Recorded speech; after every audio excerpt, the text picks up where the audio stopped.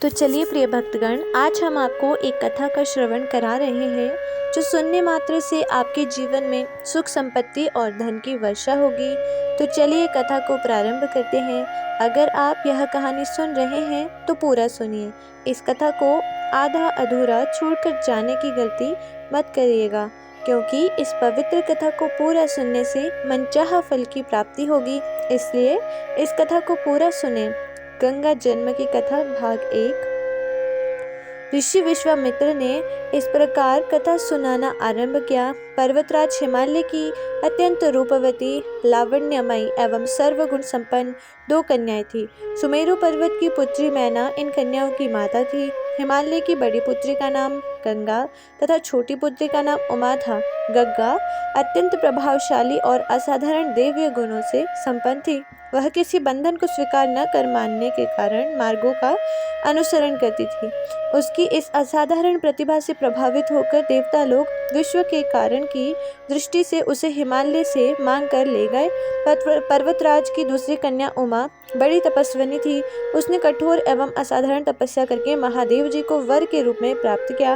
विश्वामित्र के इतना कहने पर राम ने कहा, हे भगवान, जब गंगा को देवता लोग सुरलोक ले गए तो वह पृथ्वी पर कैसे अवतरित हुई और गंगा को त्रिपथगा क्यों कहते हैं? इस पर ऋषि विश्वामित्र ने बताया, महादेव जी का विवाह तो उमा के साथ हो गया था, किंतु 100 वर्ष तक भी उनके किसी संतान की उत्पत्ति नहीं हुई। एक बार महादेव जी के मन में संतान उत्पन्न करने का विचार आया। जब उनके इस विचार की सूचना ब्रह्मा जी सहित देवताओं को मिली तो वे विचार करने लगे कि शिव जी के संतान के तेज को कौन संभाल सकेगा। उन्होंने अपनी इस शंका को शिव जी के सम्मुख प्रस्तुत किया। उनके कहने पर अग्नि ने यह भार ग्रहण किया और परिणाम स्वरूप अग्नि के समान महान तेजस्वी स्वामी कार्तिकेय का जन्म हुआ। देवताओं के इस षड्यंत्र से उमा के संतान होने में बाधा पड़ गई तो उन्होंने क्रुद्ध होकर देवताओं को शाप दिया कि भविष्य में वे कभी पिता नहीं बन सकेंगे। इस बीच सुरलोक में विचरण करती हुई गंगा से उमा की भेंट हुई। गंगा ने उमा से कहा कि मुझे सुरलोक में विचरण करते हुए बहुत दिन बीत गए। मेरी इच्छा है कि मैं अपनी मातृभूमि पृथ्वी का विचरण करूं। उमा ने गंगा को आश्वासन दिया कि वे इसके लिए कोई प्रबंध करने का प्रयत्न अवश्य करेगी। वत्सराम, तुम्हारी ही अयोध्यापुरी में सगर नाम के एक राजा थे। उनके कोई पुत्र नहीं था। सगर की पटरानी केशिनी विदर्भ प्रांत के राजा की पुत्री थी। केशिनी सुंदर, धर्मात्मा और सत्यपरायण थी। सगर की दूसरी रानी का नाम सुमति था, जो राजा अरिष्टनेमि की कन्या थी। दोनों रानियों को लेकर महाराज सगर हिमालय के भृगु प्रसन्न वन नामक प्रांत में जाकर पुत्र प्राप्ति के लिए तपस्या करने लगे। उनकी तपस्या से प्रसन्न होकर महर्षि भृगु ने उन्हें वर दिया कि तुम्हें बहुत ही पुत्रों की प्राप्ति होगी।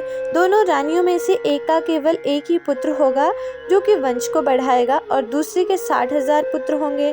कौन सी रानी कितने पुत्र चाहती हैं, इसका निर्णय वे स्वयं आपस में मिलकर कर ले। केशिनी ने वंश को बढ़ाने वाले एक पुत्र की कामना की और गरुड़ की बहन सुमति ने 60,000 बलवान पुत्रों की। उचित समय पर रानी केशिनी ने असमंजस नामक एक पुत्र को जन्म दिया। रानी सुमति के गर्भ से एक तुम्बा निकल जिसे फोड़ने पर छोटे छोटे 60,000 पुत्र निकले। उन सबका पालन पोषण घी के घड़ों में रखकर किया गया। कालचक्र बीतता गया और सभी राजकुमार युवा हो गए। सगर का ज्येष्ठ पुत्र असमंजस बड़ा दुराचारी था और उसे नगर के बालकों को सरयू नदी में फेंक कर उन्हें डूबते हुए देखने में बड़ा आनंद आता था। इस दुराचारी पुत्र से दुखी होकर सगर ने उसे अपने राज्य से निर्वासित कर दिया। असमंजस के अंशुमान नाम का एक पुत्र था। अंशुमान अत्यंत सदाचारी और पराक्रमी था। एक दिन राजा सगर के मन में अश्वमेध यज्ञ कराने का विचार आया। शीघ्र ही उन्होंने अपने इस विचार को कार्य रूप में परिणत कर दिया। राम ने ऋषि विश्वामित्र से कहा, गुरुदेव, मेरी रुचि अपने पर्वत सागर की यज्ञ गाथा को विस्तार पूर्वक सुनने में है, अतः कृपा करके इस वृतांत को पूरा सुनाइए। राम ने इस तरह कहने पर ऋषि विश्वामित्र प्रसन्न होकर कहने लगे, राजा सगर ने हिमालय एवं विंध्याचल के बीच की हरी भूमि पर एक विशाल यज्ञ मंडप का निर्माण करवाया। फिर अश्वमेध यज्ञ के लिए श्याम कर्ण घोड़ा छोड़कर उसकी रक्षा के लिए पराक्रमी अंशुमान को सेना के साथ उसके पीछे पीछे भेज दिया। यज्ञ की संभावित सफलता के परिणाम की आशंका से भयभीत होकर इंद्र ने एक राक्षस का रूप धारण करके उस घोड़े को चुरा लिया। घोड़े की चोरी की सूचना पाकर सगर ने अपने 60,000 पुत्रों को आदेश दिया कि घोड़े चुराने वाले को पकड़कर या मारकर घोड़ा वापस लाओ। पूरी पृथ्वी में खोजने पर भी जब घोड़ा नहीं मिला तो आशंका से किसी ने घोड़े को तहखाने में न छुपा रखा हो, सगर के पुत्रों ने संपूर्ण पृथ्वी को खोदना आरंभ कर दिया। उनके इस कार्य से असंख्य भूमि तल निवासी प्राणी मारे गए। खोदते खोदते वे पाताल तक जा पहुंचे।